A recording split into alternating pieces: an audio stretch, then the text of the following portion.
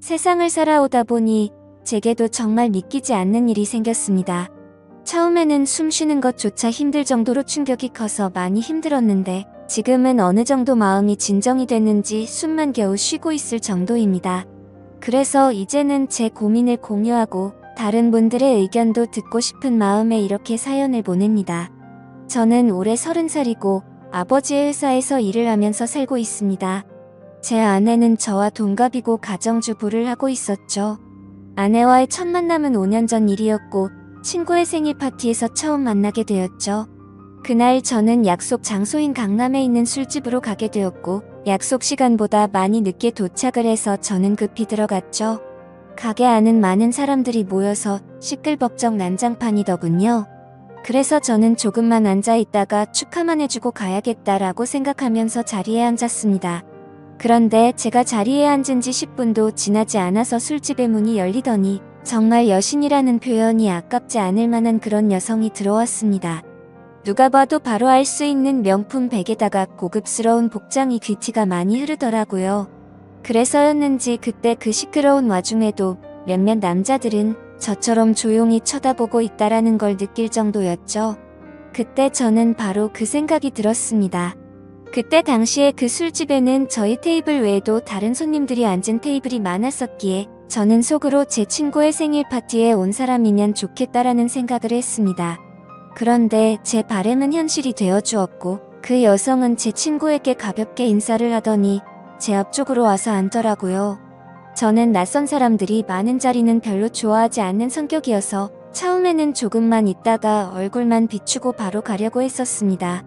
그런데 집으로 돌아가기는커녕 혹여나 제 자리에 누가 앉을까 봐서 화장실도 단 한 번도 안 가고 저는 그 술집에서 자리가 끝날 때까지 계속 그 자리에 앉아 있었죠. 그때 당시 저는 나름대로 여유가 넘치는 편이었습니다. 어릴 때부터 부모님의 재력 덕분에 항상 부족함 없이 자랐었고 지금 생각하면 참 부끄러운 얘기지만 부모님의 힘을 빌려서 외제차를 사서 타고 다녔었죠. 그래서 그때는 철이 덜 들었었죠. 뭔가 여유가 넘치는 척 있어 보이고 싶어서 저는 일부러 테이블 위에 차키를 올려놓고 있었습니다. 마주 앉았던 그녀는 차키를 봐서 그랬던 건지 제게 호감이 있어서 그랬던 건지 저에게 먼저 말을 걸어주더라고요. 지금 생각해보면 제가 여유가 넘쳐 보여서 그랬던 것 같다라는 생각이 들긴 하네요. 아무쪼록 그녀는 딱히 직업이 있었던 건 아니었고 모델 활동을 한다고 하더군요. 그래서 그때 당시에 저는 모델이라고는 패션 모델이나 레이싱 모델 뭐 이런 거를 생각했었죠. 그런데 알고 보니 전문적인 모델은 아니었고 SNS에서 제법 인기가 많았는데 광고 회사들이 화장품이며 옷이며 가릴 거 없이 가끔 홍보를 제안하는데 그럴 때마다 사용 후기 같은 걸 남기는 그런 프리랜서 개념의 일이었습니다. 나중에 결혼 후 들어보니 잘 벌 때는 월 500 이상 대기업 직원만큼도 벌어봤었고 못 벌 때는 월 100만 원도 못 벌 때가 있을 정도였으니 수입이 일정하지가 않았었더군요. 그래서 그녀와 저는 많은 대화를 나누었는데 그녀는 약간 욜로 쪽의 마인드가 강하더군요. 그때만 해도 욜로 쪽이 뭐지? 라는 생각을 했는데 알고 보니 미래를 위해서 현재를 희생하기보다는 미래 걱정은 접어둔 채 당장 현재를 즐기려고 하는 그런 마인드를 가진 사람이었습니다. 그래서 수익이 생기면 저축보다는 자신을 위해서 대부분의 돈을 지출한다고 하더라고요. 저도 그때는 제정신이 아니었던 것 같습니다. 콩깍지가 제대로 쓰였던 건지 제가 여유가 많았었던 편이어서 그랬던 건지 모르겠지만 그런 마인드를 가진 그녀가 왠지 자유로워 보였고 뭔가 멋있어 보이기까지 했습니다. 그런데 그런 사상이 얼마나 잘못된 건지 살아가면서 많이 느끼게 되었죠. 아무튼 그날 저희는 서로에 대해서 많은 이야기를 나누게 되었습니다. 자연스럽게 연락처를 교환했고 따로 약속을 잡아서 또 다시 만나게 되었습니다. 외모도 외모지만 성격도 제가 꿈꾸던 이상형이라고 생각이 들었죠. 그래서 저는 남자답게 먼저 고백을 했고 저희는 교제를 시작했습니다. 저희는 서로 이 사람과는 평생을 함께해야 될 사람이다 싶을 정도로 뜨거운 사랑을 나누었습니다. 그때는 저도 제정신이 아니었죠. 그녀가 원하면 뭐든지 주고 싶었고 뒤실은 생각조차 하기가 싫더라고요. 그래서 부모님의 카드로 미친 듯이 돈을 써댔고 아내는 그런 나날을 보내면서 행복에 겨워서 지내게 되었습니다. 그 당시 저는 공무원을 준비하고 있느라 따로 직업이 없었습니다. 그냥 무의미한 대학생활과 군생활 이후 형편없는 삶을 살고 있었죠. 아무튼 저는 이 여자와 평생을 함께하고 싶은 마음에 만난 지 1년도 되지 않아서 평생을 함께하자고 프러포즈를 했습니다. 제 아내는 제 프러포즈를 받아주었고 저희는 그렇게 어리다면 어린 나이에 빨리 결혼을 하게 되었습니다. 저는 학생이라는 신분으로 결혼을 시작하게 되었고 부모님의 지원 아래에 신혼생활을 보내고 있었습니다. 아내는 저를 만난 뒤로부터는 결혼 전에 하던 SNS 활동을 중단했었고 저희는 그렇게 집에서만 뒹굴면서 하루하루를 보내고 있었습니다. 제 부모님이 모든 생활비를 전액 지원해 주셨지만 저는 결국 공무원 시험에 떨어지게 되었고 좌절감에 빠져 있었습니다. 그래서 도저히 이런 생활을 이어나가는 건 아니다 싶었고 저는 사업이라도 해보는 게 어떨까라고 생각을 했습니다. 그때는 왜 그랬는지 모르겠지만 제 스스로 멍청하게도 자존감이 너무나 강했습니다. 그냥 제가 뭘 시작하면 언제든지 돈은 쉽게 따라올 거라고 착각 속에 살았던 거죠. 그래서 지인들 몇 명과 함께 사업을 구상하기 시작했고 부모님께 부탁을 드려서 저는 사업을 시작하게 되었습니다. 처음에는 생각보다도 훨씬 잘 되었습니다. 동업을 하게 된 지인들과 저는 열심히 발벗고 뛰었습니다. 그래서 이대로만 간다면 아버지를 넘어서서 훨씬 더 성공할 수 있겠구나 싶었죠. 그런데 그런 달콤한 꿈도 잠시였습니다. 왜 사업을 할 때 절대로 동업을 하지 말라고 하는지 알겠더군요. 돈 문제로 서로가 부딪히게 되더니 결국에는 사업은 엉망진창이 되었습니다. 아무래도 입장이 다 달랐었죠. 누군가는 자금을 투자했고 누군가는 발로 뛰었고 그러다 보니 굳이 서로가 필요 없는 존재로 여기게 되었고 분열이 되었던 거죠. 결국 남보다 더 못한 사이가 되면서 서로가 각자 제 갈 길을 가게 되었고 엎친 데 덮친 격으로 제가 했던 사업의 시장도 경쟁이 치열해졌습니다. 어떻게든 버티고 또 버텨봤지만 앞으로의 전망이 없다고 판단되어서 결국에는 사업을 포기하고 또 다시 백수의 길을 걷게 되었습니다. 그때부터는 점점 부모님 뵙기도 부끄러웠고 제 자신에 대한 자존감이 낮아질 대로 낮아졌습니다. 저는 신경이 날카로워졌고 그런 저를 걱정해주시는 부모님과도 큰 싸움을 하게 되었습니다. 무슨 자신감인지 다 필요 없으니까 저한테 연락을 하지 말라고 하면서 부모님과 연락도 끊게 된 거죠. 부모님도 그때는 지칠 대로 지치셨는지 완강하셨습니다. 무엇보다도 아내는 그런 제게 엄청나게 불만을 가졌고 매일 같이 짜증을 냈습니다. 지금 당장 우리 둘 다 수입이 없는데 그렇게 싸우면 우리 생활을 어떻게 하느냐고 말이죠. 그래서 저는 쓸데없는 자존심으로 내가 어떻게든 먹여 살릴 테니까 걱정하지 말라고 했고 그날부터 할 수 있는 일은 뭐든지 했습니다. 쓸 수 있는 게 몸뚱아리 밖에 없다 보니 배달대행도 해보고 대리기사도 뛰었습니다. 그렇게 1년 동안 겨우 입에 풀칠하면서 버텨갔지만 도저히 미래에 대한 비전이 안 보였습니다. 그래서 결국 저는 부모님께 사죄를 드리게 되었습니다. 그동안 실망시켜드린 죄스러운 마음을 보답하기 위해서 아버지 회사로 들어갔습니다. 아버지 회사는 동생이 대학을 포기한 채 사업을 돕고 있었고 동생이 그 사업을 이을 예정이었습니다. 저 또한 아버지의 뒤를 이을 생각으로 들어간 건 아니었고 그래도 하루 벌어 하루 먹고 사는 인생보다는 기술이라도 배우는 게 낫겠다 싶어서 들어가게 된 거였죠. 동생의 밑에서 일을 배워가며 했지만 기분이 나쁜 건 전혀 없었습니다. 1년 동안 더 뼈저리게 사회생활이 힘들다라는 걸 깨달은 덕분이었죠. 그래서 그동안 부모님 카드로 돈을 막무가내로 쓰던 지난해를 반성하게 됐고 오히려 그동안의 잘못을 뉘우치면서 저는 부모님의 신뢰를 얻기 위해 정말 열심히 살았습니다. 그렇게 하다 보니 좋은 결과들이 점차 뒤따라오기 시작하더라고요.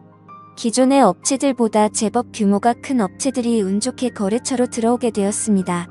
그 후 저의 출근 시간은 매일 새벽 6시가 되었고 퇴근은 저녁 10시 이후에 하는 생활이 이어졌습니다. 그런 생활이 이어지다 보니 자연스럽게 몸과 마음은 점점 힘이 들었죠. 하지만 과거 부모님 등쳐먹으면서 백수로 지낼 때보다는 훨씬 나았습니다. 항상 떳떳하지 못했던 제 자신이 이제서야 사람 취급받을 수 있겠구나 싶었고 제 스스로를 안도하면서 힘을 내고 있었죠.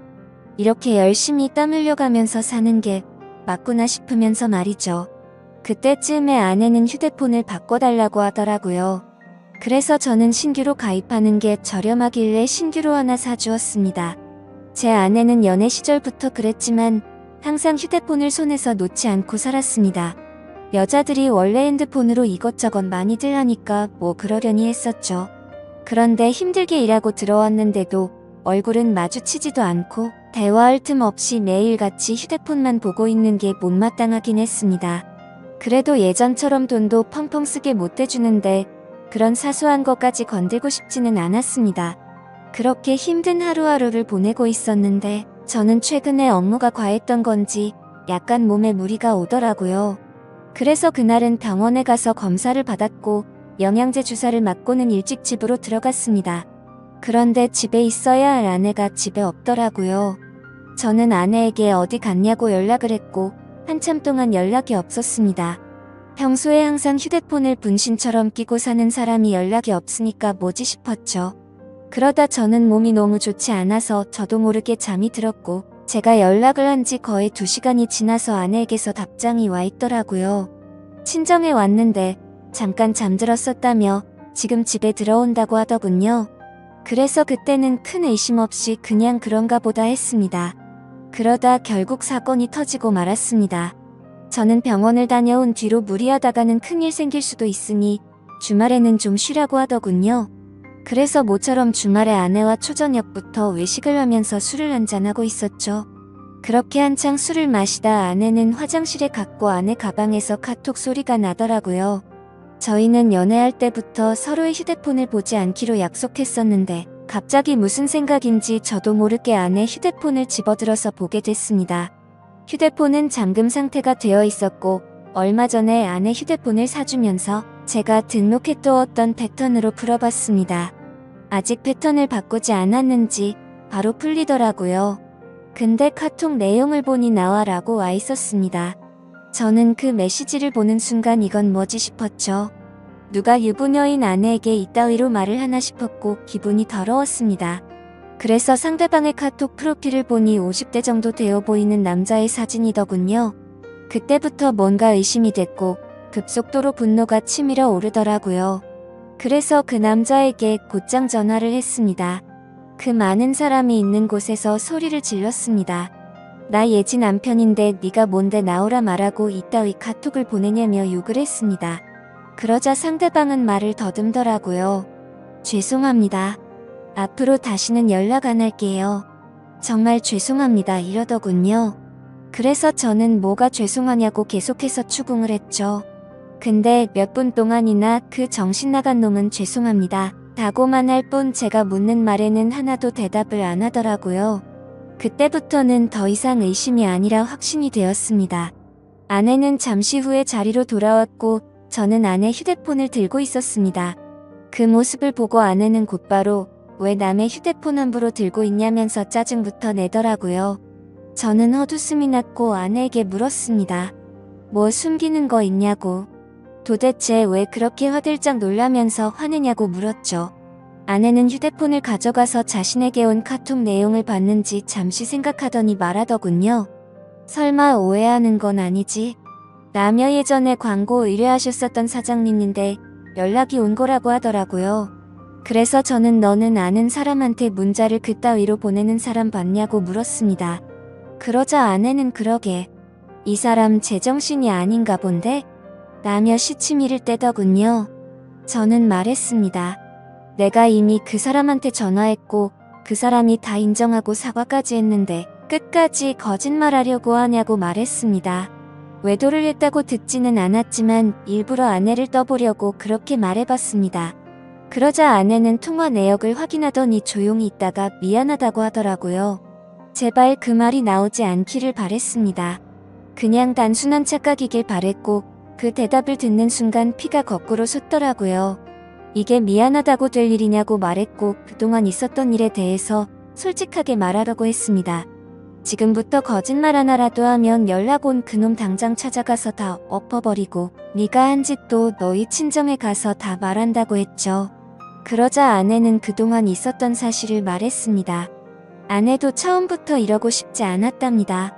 제가 배달 대행의 대리기사까지 하면서 한창 힘들게 지내던 때 자신도 도움이 되고 싶은 마음에 다시 SNS를 시작하게 되었다고 하더군요. 그런데 한참을 쉬어서 그런지 예전처럼 광고가 들어오지 않았고 이 남자에게서 메시지가 왔다고 하더라고요.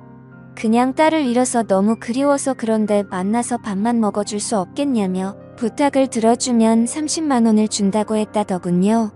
그래서 혹시라도 이 남자가 헛짓거리하면 바로 경찰에 신고를 할 생각을 가졌고 밥만 먹고 30만 원이나 챙기자 싶어서 나갔답니다. 그런데 그 사람은 아주 젠틀했고 약속대로 밥만 먹었는데도 30만 원을 줬답니다.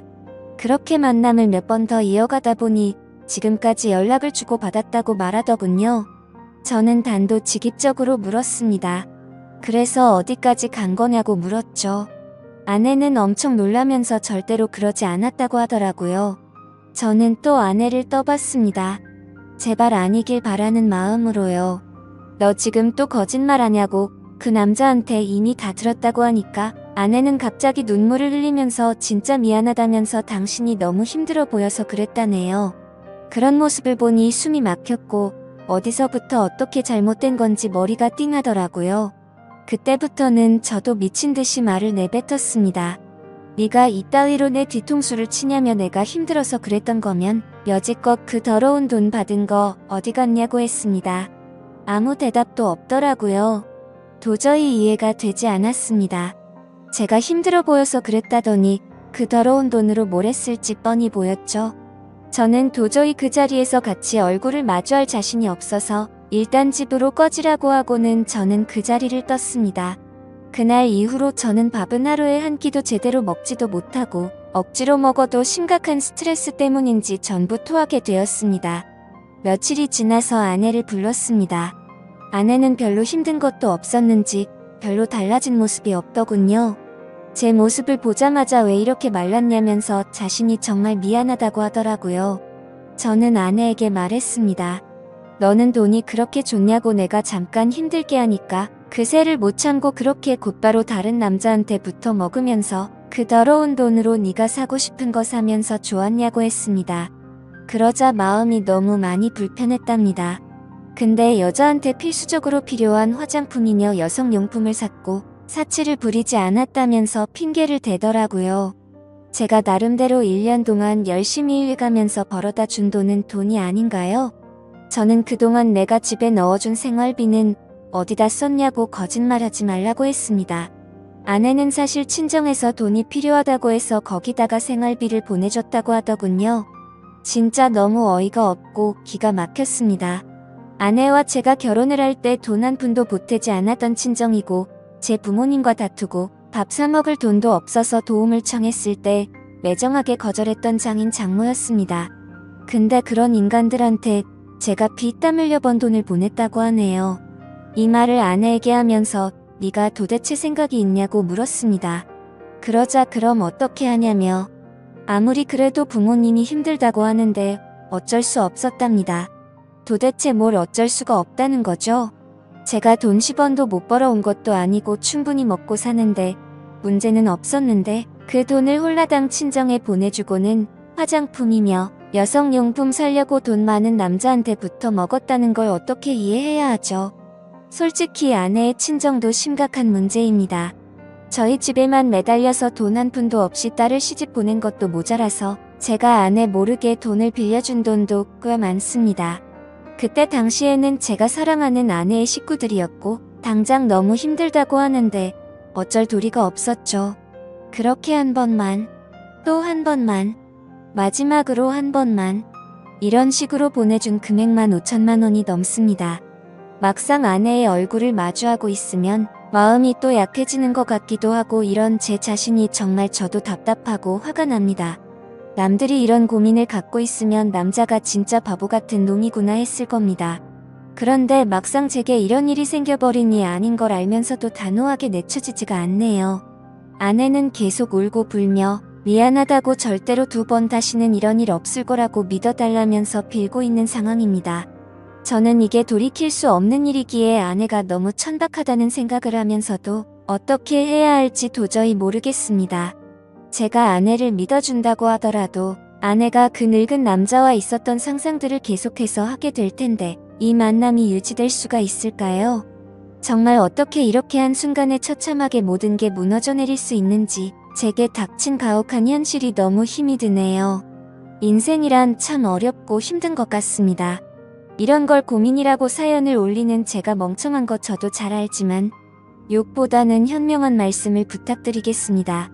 감사합니다.